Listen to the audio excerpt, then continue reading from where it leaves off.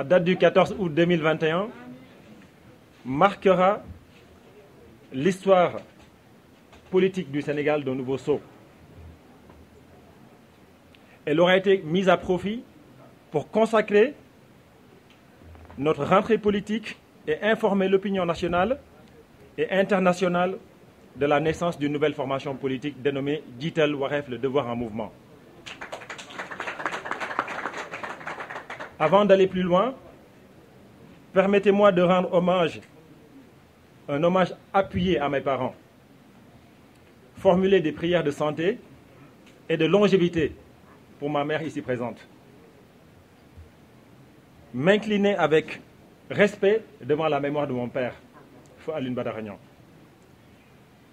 Également, m'incliner devant la mémoire de nos disparus, à qui nous avons une pensée chaleureuse ce jour.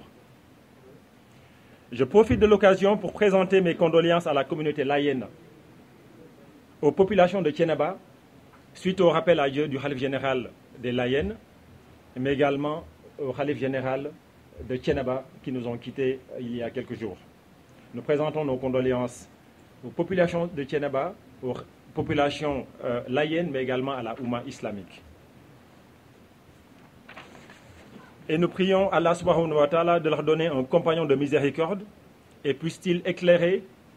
leur destination de son éternelle lumière. Mesdames et messieurs, distingués invités, chers compatriotes, la tenue de notre rentrée politique, vous le savez, est marquée par un contexte sanitaire particulièrement difficile. Nos pensées vont à l'endroit des familles, éprouvées et éplorées par les effets de la pandémie. Cette situation convoque un examen de nos responsabilités à la fois individuelles et collectives.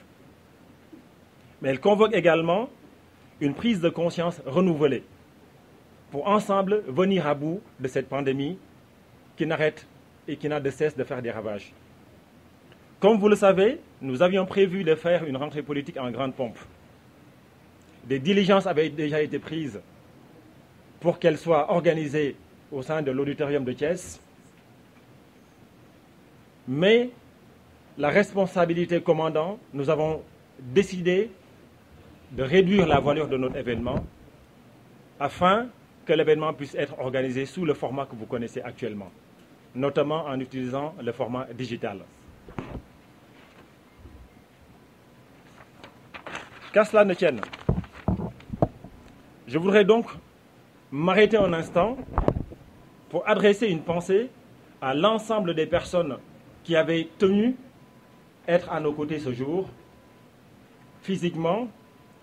mais dont la présence n'a pu être possible du fait des restrictions conseillées, astreintes du fait de la pandémie qui sévit donc dans ce pays, mais également à travers le monde. Nous remercions, mesdames et messieurs de la presse, notamment la 2STV, par le canal et le concours de qui cet événement est retransmis en direct. Chers amis, et vous camarades qui n'avez pu effectuer le déplacement, nous saluons le sens de votre sacrifice, nous louons la portée de celui-ci, sachant que votre absence physique à cet événement n'en réduit pas moins votre mérite et notre reconnaissance de ce dernier. Jiital Wareef, le devoir en mouvement, est une promesse. Jiital Wareef, le devoir en mouvement, est une promesse, celle d'un projet de société qui ambitionne de placer le citoyen sénégalais au centre de l'ensemble des décisions publiques et de l'action publique. Jiital Wareef, le devoir en mouvement, est également à la fois le fruit d'une réflexion individuelle, mais également d'un travail collectif. Un travail collectif mené dans la perspective d'offrir à notre pays une nouvelle offre politique, adossée à un humanisme érigé en doctrine politique. 15 années de pratique de la gouvernance publique et des réformes institutionnelles au sein des États ACP façonnent une vie. Elles façonnent une vie, mais elles en marquent également les contours. Nous le savons. Elles soumettent vos rapports vis-à-vis du reste du monde avec plus de recul et en imprègnent le sens avec complexité. Elles vous imbibent des interactions géopolitiques et déterminent votre regard sur le positionnement de l'Afrique en général et du Sénégal en particulier. Mais également, le positionnement que le Sénégal devrait avoir au sein du concert des nations. Elle structure votre appréhension des problématiques de notre processus de développement, nous ouvre à la complexité de celui-ci, vous ouvre à la complexité de son fonctionnement et vous éclaire des réalités qui obstruent le processus et la marche de développement de notre pays. Elle place sur votre chemin des destins qui marquent et qui vous prouvent à quel point la conjonction de compétences de notre pays constitue une chance, sinon la seule, sur laquelle nous devons compter pour asseoir le développement de notre pays de façon durable. Mesdames, Messieurs, distingués invités, chers compatriotes,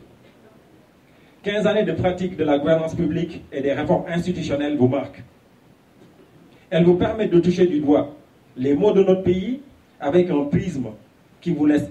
pas insensible à leurs causes et les conséquences qui en découlent. Sénégal mi ngi ci ay situation yoo xamante ne amatuñu sañ-sañu toog naan loolu suñu yoon nekku ci ndax ñun li ñuy def ñu koy def li ñu am ñu koy am wala li nga xamante ne moom mooy suñu liggéey moom doy nañu donc ñun duñu ñëw di engagé au Sénégal. bi ñu defee nag constat boobu ba taxaw ba xool ñu ne kat ñun kat il faut ñu jóg soobu ci biir politique bi ndax ku deful politique ku ñëw warul def politique def ko à ta place kooku waroo ko ngaññi wala waroo ko mere bu nekkee dafa def loo xamante ne ànduloo si loolu moo tax ñu jóg jël suñu responsabilité ne lépp loo xamante ne Sénégal soxla na ko ci wàllu xalaat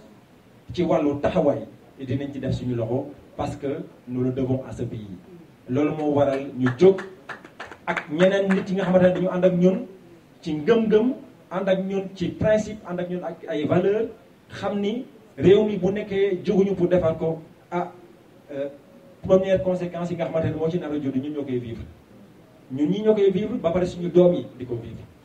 ndax tey ñëpp xam nañ ni ci àdduna bi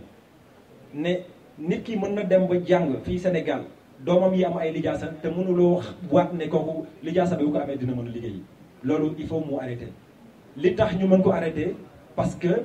am nañu ay jumtuwaay yu ñu mën a permettre ñu mën a jox à chaque citoyen sénégalais chance bi ngay mën a permettre mu mën a gis boppam ci réew mi moo xam ci wàllu liggéey la moo xam ci leneen ak leneen la ñun nag ci tànk yooyu la ñu nekk nag nekkuñu ci tànku caaxaan nekkuñu ci tànku ay xaste nekkuñu ci tànku débat personnel li nga xamante ne moo ñu soxal moom mooy relever le niveau du débat indi ay solutions aux problèmes qui se posent à ce pays loolu moom mooy ñun suñu taxawaay taxawaayu jàmm la taxawaayu indi ay saafara la mais préciser ci jiiri saabalkat yi fi nekk ne ñun opposition la ñu nekk nous sommes un parti politique que nous venons de constituer qui se positionne dans l'opposition te positionnement boobu dafa di doon lu leer te li tax ñu positionné wu dans l'opposition parce que dañu bëgg a am suñu liberté d'expression suñu liberté d'action dañ ko bëgg a am ndax li doon yomb pour ñun moom mooy ñëw rek ñu bootu ci ginnaaw kenn ne nañu dem mais dañoo jël choix bi gën a jafe moom mooy nga demal sa bopp parce que dañu gëm ni principe ak valeur yi war a tax réew mi mën a dem de l'avant loolu ñun ñoo ko war a mën a incarner ñun suñu bopp tey bu yàlla defee incha allah ñu mën a dem ba incarner le projet politique que nous souhaitons proposer aux Sénégalais en 2024 su boobaa nit yi dinañ xam ni liggéeykat yi ñëw nañu te ce pays li mu soxla maa ngi leen di rassurer que li Sénégal soxla pour asseoir son développement de façon définitive mu ngi ci biir réew mi la question se pose en termes de choix et de priorité et ñun nag choix et priorité yooyu xam nañ fan lañ koy jaaree pour mën a indi solution yi nga xam ne moom la Sénégal soxla ndax loolu mooy suñu liggéey plus de 15 ans mi ngi nii ñu ciy dox et ñu ngi koy defal yeneen réew yoo xamante ne mënatuñu toog di naan di ko defal suñu réew li nga xamante ne nag moom mooy suñu taxawaay wax naa leen ko moom mooy indi des solutions indi li nga xamante ne moom la askan bi soxla moom la réew bi soxla pour qu'on puisse asseoir son développement ci tànk yooyu li ñuy fekk te kenn duñu fekk ci beneen tànk dinañ ko def man ak ñi ma àndal ñëpp ci teggin dañ ko def ci yar parce que loolu la ñuy soxla ci biir réew mi jàmm nit yi di mën a waxante di mën a jëfalante ci jàmm ak yar ñun nag loolu la ñuy woote kenn duñu fekk ñuy wootee nit ci xulo wala ci saaga wala ci xaste fu ñu mënti woo ci suñu liggéey li ñuy jël comme condition la seule condition bi nga xamante ne dañ ko nangu ci nit moom mooy principe ak valeur dès l'instant que am na ko rek ubbil nañ ko suñu loxo ne ko bismillah ñëwal ñu liggéey. ma leen di wax tamit ne leen ñun doxaleen bi nga xam mooy suñu doxaleen amul président mooy décider ñenn ñi topp président beeg jaaykatu gerte bi ñoo am la même dignité. amul benn xalaat boo xamante ne dinañ ko gis ci biir askan bi jàpp ne non loolu xalaatu ku tuuti la donc duñ ko jëfandikoo képp koo xamante ne am nga xalaat ci réew mi wala am nga loo xamante ne mën ngañ ko jagleel tàllal nañ la suñu loxo ndax li ñu tax a jóg du lenn lu dul askan bi du lenn lu dul Sénégal moo tax bu ñu ñëwee tey ba mën a yeggee loolu askan bi ah dañ ciy sant yàlla bu baax a baax a baax di gërëm sama waajur bu jigéen bi fi nekk di sàkku ci moom ñaan ndax liggéey bi nga xamante ne moom la ñu sumb nii xam nañ ne du liggéey bu yomb di ñaan kilifa diine yi ñu jàppale ñu ci ñaan